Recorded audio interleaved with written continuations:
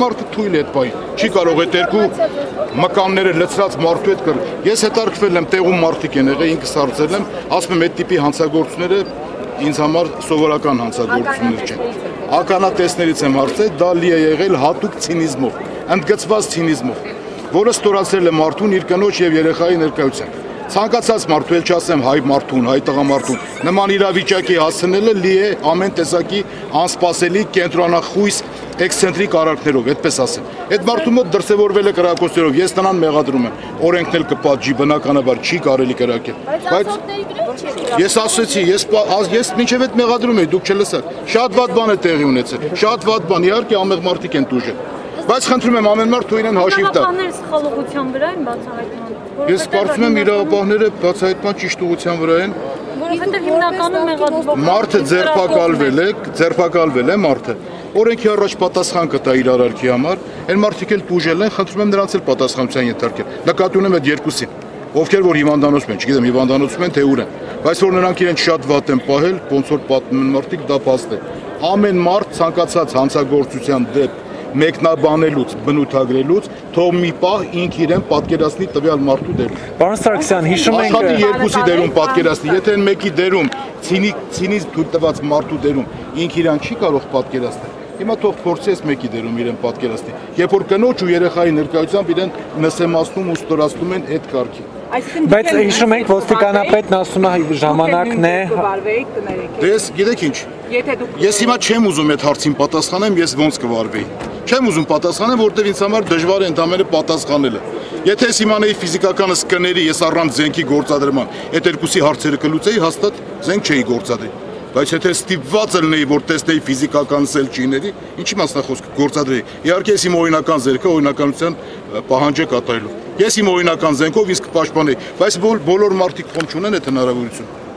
Այսինքն դուք եք կգրաք։ Լավ, ով որ շատ կմեղադրի այդ տղային, ես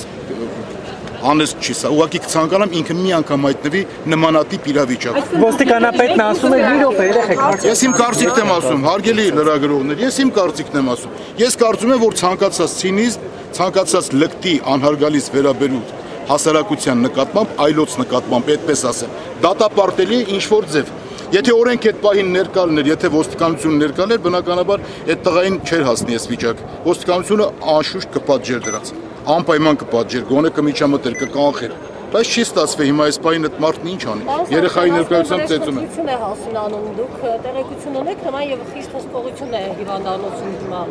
Չէ, ես ճիշտ ասած ավելին դրանից ավելի չեմ հետաքրքրում, ուղղակի երևույթը ինձ համար շատ ցավագին երևույթ է, ցավալի, որը ես միշտ չեմ էլ խուսափում իմ գնահատականը տալուց։ Յուրաքանչյուր մարդ թող իրեն պատկերացնի տվյալ իրավիճակում եւ ինչ կաներ ինքը։ Իհարկե զոռբայությամբ չեն լուծվելու, ես զոռբայությանը երբեք չեմ կարող կողմնակից լինել, հարգելի ընկեր։ Ես ինքս դրան դեմ եմ, ես հավասարության կողմնակիցն եմ։ Ես չեմ սիրում ամեն տեսակի ճնշում մի մարդու կողմից մյուսի նկատմամբ։